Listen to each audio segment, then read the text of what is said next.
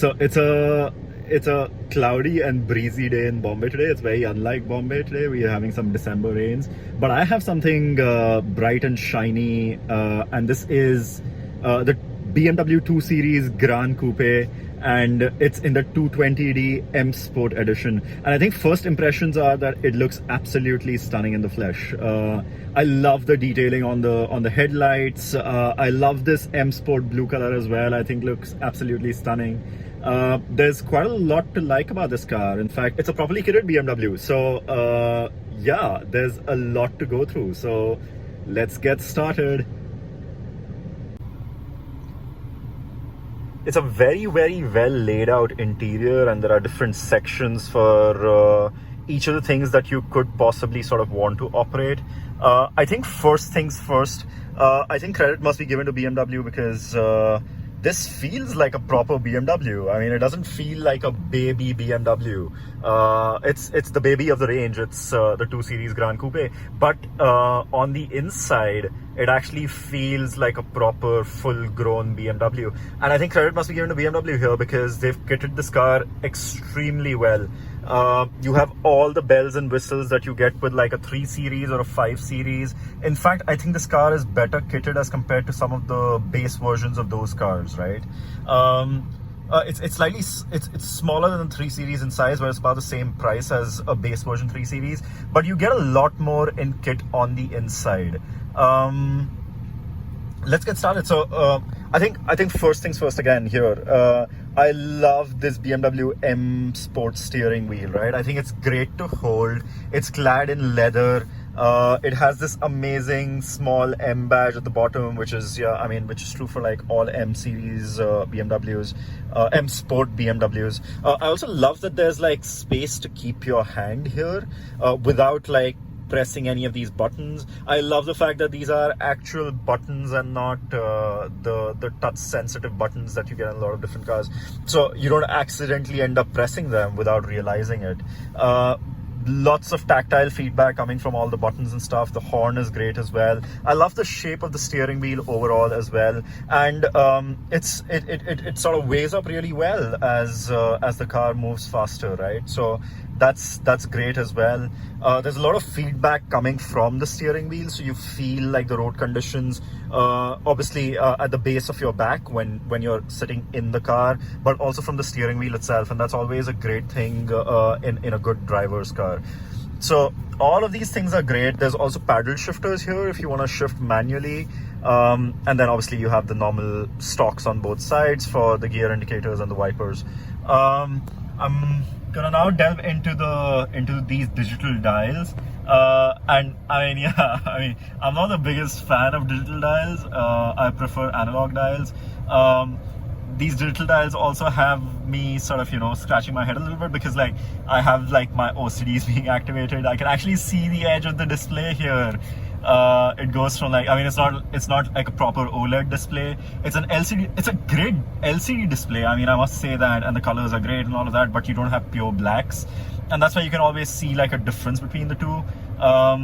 But these are like small differences. As I said, I'm a big fan of like analog displays on the whole, so I prefer those over digital displays. But I think, yeah, most of BMW's customer segment actually prefers digital displays now. On the whole, yeah, it's great. I mean, you can change the display a little bit, sort of based on which car mode you're in. So this is what the displays look like in comfort mode, and you can always go into the sport driving mode, and then they become a little bit more aggressive. And then you can also go into Eco Pro, and that replaces the rev meter with like a fuel efficiency meter here. So yeah, I mean, there's a lot of stuff that you can do with digital displays that you can't do with analog displays, which is like change the information that's available on screen. There's also the option of like adding a map in the middle here if you like delve deeper into the iDrive settings on the screen here. But I actually thought that was a little bit distracting because I use Apple CarPlay and not the onboard maps, not the iDrive system navigation. And for some weird reason, you can't show like the CarPlay maps, the Google Maps from CarPlay on this screen here. So that's kind of like frustrating. If you want to rely on CarPlay, you will have to sort of use the iDrive screen, and you can't use the screen that's in front of you. Yeah, so that's one thing. You can also change a couple of other things on the display itself. So I'm going to go into comfort mode again. So yeah, as you can see the fuel efficiency in lifetime. You can see the trip meter. You can see the power gauges, which is kind of neat. You can see a G meter in a 2 Series Gran Coupe. But then yeah, this is the M Sport version, so it's making its sporting credentials pretty clear. And then you can obviously see the entertainment, and yeah, or you can just leave it to show the drive mode that you're in and the gear that you're in currently. So yeah, I think overall, yeah, I think digital displays are I think what the customer segment's sort of demanding these days, and that's why you have them here. I'm not a big fan of the rev counter being being like inverted as well. I would prefer something that's clockwise. But anyways, yeah, I mean, I think it works for most of BMW's clients, and that's why this is here. So yeah, that works out well. Next up, you have like the iDrive screen here, which is the other screen in the car. Yeah, it can be used to sort of control media if you want, or you could sort of control communications if you want to give someone a call. Or you could control navigation from here itself if you want to like visit the maps area and set up stuff here. And then obviously you can sort of go into car settings, and you can change sort of what you want from the drive modes, or what you want the interior and exterior lighting to be like, how you want to sort of use gesture controls. Oh, by the way, this does have gesture controls, which I think they're a big gimmick of sorts. Yeah, so they're kind of like a gimmick of sorts. And yeah, I mean, what's really weird is even when I'm using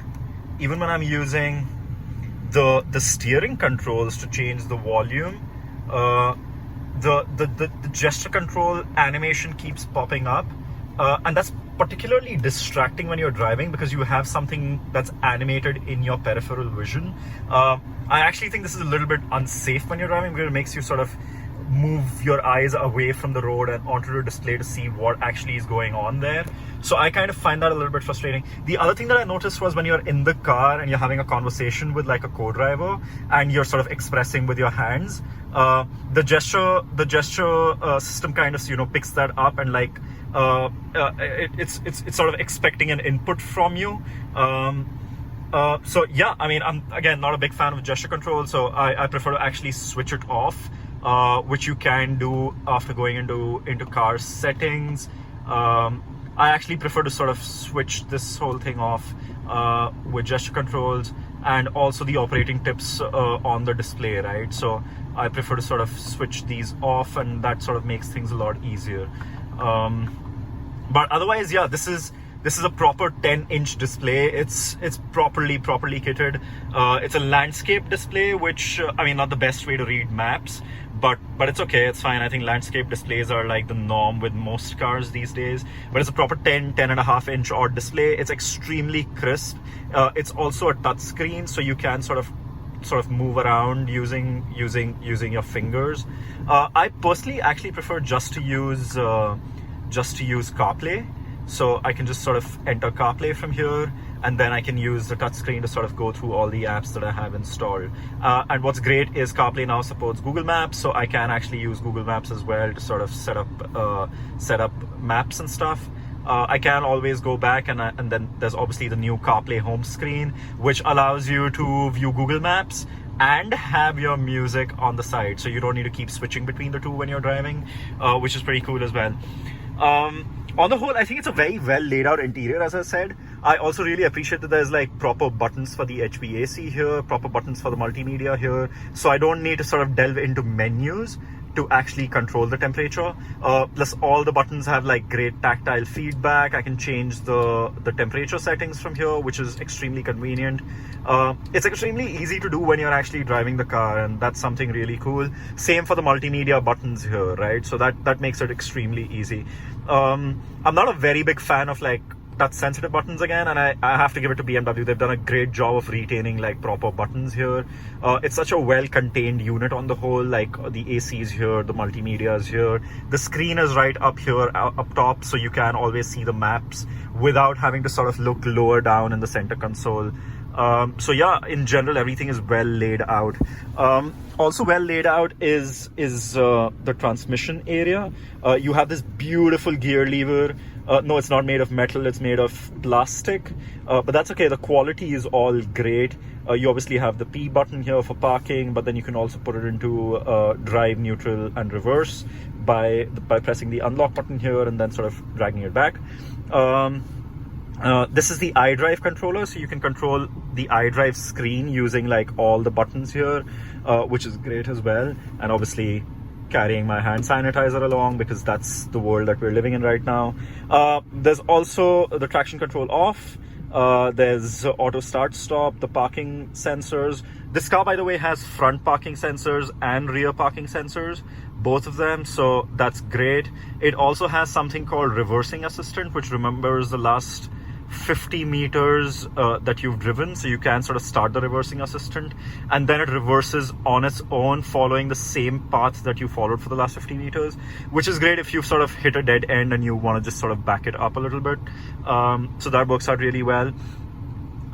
Because it has front parking sensors, the parking sensors also tend to go a little bit wild when you're sort of moving around in tight traffic, which is the case pretty frequently in Bombay. The way I sort of dealt with that issue was I switched off automatic starting of the parking sensor. So when it senses something that's close by, it tends to sort of start off on its own and it starts beeping. But I've set it up in such a way through the iDrive screens that it only actually starts the parking sensors when I put it into the reverse gear, and then it also sort of starts off the screen, as you can see here. So yeah, that works out well. Yeah, so it's less distracting now, which is awesome. Yeah, right. I mean, distractions are the last thing that you need when you're driving around in the car. There's no physical handbrake. You have electronic handbrake, and you also have auto hold, which is actually one of my favorite features in a BMW when I'm driving around in city traffic, because I don't need to keep putting the car into park. I can come to a standstill using the brake, and then the car basically holds itself until I press the accelerator and then it starts off again. So I literally have nothing to do with the gear lever. If I'm in stop traffic, I can get the car to a complete halt using the brakes and then start off again using the accelerator, which is great as well. So yeah, I think in general everything's well laid out. There's also all your exterior lighting buttons here in this area, and then you have obviously your window switches and stuff on this side, and then you have this interior lighting, and you can actually control the color of the interior lighting if you want to through the iDrive screen, and there's a couple of colors that are sort of predefined that you can choose from. There's lilac, there's bronze, there's yellow, there's white, there's a bunch of colors that you can sort of choose from, so that's great.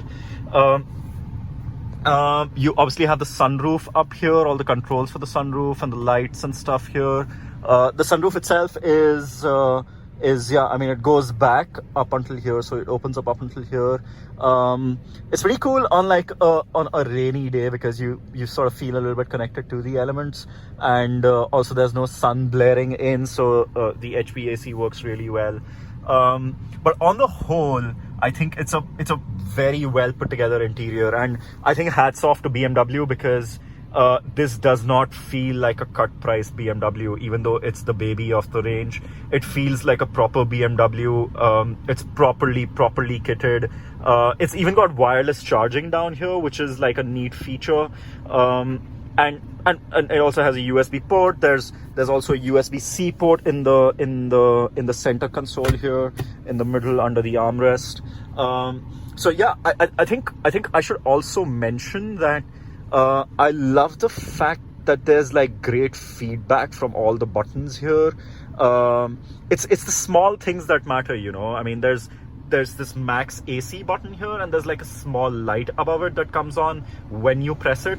But when it's not sort of pressed, it's actually sort of disappearing entirely, so that light actually sort of blends into the plastic, the same color of the plastic around it, right? So I think a lot of thought has been put into like designing the entire interior, and kind of shows. And that's something that I really appreciate. All the buttons have great tactile feedback. The volume controller here has great tactile feedback. It's knurled perfectly. Same thing with the AC vents here to sort of control the amount of airflow. The plastics and stuff are all great quality, and they're all soft touch plastics everywhere. There's like there's some glossy plastic here, but yeah, it's sort of really well put together. Even the wireless charger here, there's a small slot here for your phone. There's like a rubber insert here which holds the phone in place while it's charging, and it gives like a really reassuring sort of thump when you sort of put your phone inside, and it sort of recognizes that the phone is there. So it just all feels really good. There's obviously the glove box, and it's decently sized. It's fairly well sized. The 220D version also gets an upgraded sound system, and it sounds pretty well. It sounds pretty good actually. So I mean, no complaints there either. Overall, the interior is a great place to be in. These seats you see, they're leather clad. They're extremely comfortable to sort of sit in. They're electrically adjustable on the front, so you have all the adjustments that you need, and you also have two memory settings for the seats, so that works out really well as well. You have M accents on the door sills, which feels great as well, and then you also have the M stitching on the mats. So yeah, I mean, in general, a lot of detailing in the interior. The interior looks great overall. It's great quality. It's kitted with tech. So yeah, overall, extremely happy with the interior. Things are pretty okay at the back as well. All the materials are great. There's obviously cup holders in the middle, and you have your armrest. There's two USB-C points here, and there's also two AC vents. So that's great. There's space to keep a few things if you want to over here, and yeah, the door pockets are fairly big as well. So on the space front and practicality front, I think it's great. I'd say it's fairly comfortable as well. The seats have the right amount of firmness, but there is, considering this is a smaller car, you do get like lesser under thigh support. The knee room is not bad though. I mean, this seat here right now in front of me, it's in my driving position, and I'm like 5'11". So yeah, I mean, there's a fair amount of space here in front of me, and knee room is not really an issue. But yes, under thigh support is a little bit of an issue. But yeah, that's to be expected in this class of car in general, the size of car in general. So no complaints there. I mean, I think what I also like about this car is the fact that it's a smaller car as compared to the 3 Series. So if you're sat at the back here, you do feel sort of physically closer to the people up front. And that's, I mean, I don't know, that's like a good feeling to have, like when you're traveling in the car itself, right? And as a family, of course. So if you're chauffeur driven, then you might want to sort of consider the 3 Series, but if you're like a smaller family and you do most of the driving yourself, then I think this 2 Series Gran Coupe is actually, a lovely place to be in, because yeah, you do feel closer to like occupants around you, and yeah, that's great for a family car overall. I think the interior is great, but like overall, I'm fairly impressed with this car. I think from the outside as well, I think it looks really bold, especially in this bright M Sport blue. We've actually been getting a lot of looks as we drive around, a lot of heads turning to grab a view of the car, and quite a few people actually walking up to us and asking us if this is a new car indeed. I think part of that also has to do with the fact that this has frameless doors and a coupe-like roofline, so that makes it look extra sexy. Part of it is just the paintwork. Yeah, I mean, if this car were like in a white or a grey, it probably wouldn't grab as many eyeballs. But overall, I think I'm fairly happy with the way this looks from the outside as well. There are some bold lines, some bold creases, and that adds to the flair. From the back as well, I think it's a little bit different as compared to other BMWs. There's slimmer lights. They're all LED lights, yeah. So it looks fairly aggressive. It looks nice. Very happy with that. So dynamically, I've now been driving it for about 2 days. Okay, first things first. Yeah. So it's not a 3 Series competitor. Let me just put it this way, right? This is a 2-liter 220D model. It's a diesel engine which makes about 188 horsepower. You can feel that it is a diesel. It's not as refined as a petrol, but it's extremely quiet within the cabin. It's only when you step outside that you feel it's a diesel. It's fairly quick off the line. I mean, I haven't got the 0 to 100 stats, but I'll put them up on the screen right now. But it's fairly quick off the line. It's 188 bhp. It's mated to an 8-speed torque converter automatic. But BMW's done a good job with like their gearboxes in general. They've been using torque converters for like years now, and it's fairly smooth. I'm fairly happy with it. And whenever you want, there is the option of the manual override with the paddle shifters. I think I should also mention that, yeah, I mean, there is a button here which helps me switch off the traction control, and then there's also sport mode and stuff like that. But this is a front-wheel drive car, and that's not necessarily a bad thing, because BMW makes minis, and minis are great to drive, and those are front-wheel drive cars as well. I just want to point out that it's different as compared to a rear-wheel drive car. So when you get on the throttle immediately, and you put all the power down to the line, even though there is traction control, you can feel that the front wheels are doing more work as compared to a rear wheel drive car. So not only are you steering, but you're also trying to put the power down, and you can feel that they at times maybe struggle with it before the traction control steps in. I think also that because it's a front wheel drive car and it's got 188 horsepower, driving in the wet, we just need to be a little bit cautious. I've been driving in the wet for the last 2 days because it's been raining in Bombay, and there have been times when I've gotten into a corner with a little bit more speed as compared to normal, and then dabbed on the brakes a little bit, and I can just feel the rear end just sort of slipping a little bit. But again, it's very well contained. It's not a dangerous car to drive. It's not even a handful, but it keeps things fun and entertaining, right? And I think this is how it's very different from the baseline BMW. This car is kitted really well. It's got a good engine under the bonnet, which delivers good economy as well, good performance as well, and it's for younger drivers who want to drive the car themselves. Yeah, so it's a fun car to drive, but I think the 3 Series' limit is maybe higher, so you can get more out of that car in general. But yeah, I mean, cars are more fun to drive when you are closer to the limit. So with this car, you do feel like you're closer to the limit at times, and that's what makes it more entertaining. So yeah, I mean, how do I summarize this, right? I mean, it's a great interior. It looks great on the outside. According to me, it might be a little bit polarizing. I'm fairly happy with the way it drives. I think it's fairly entertaining. I mean, you can feel some of those mini characteristics coming to the BMW 2 Series Gran Coupe. So definitely like a fun car overall.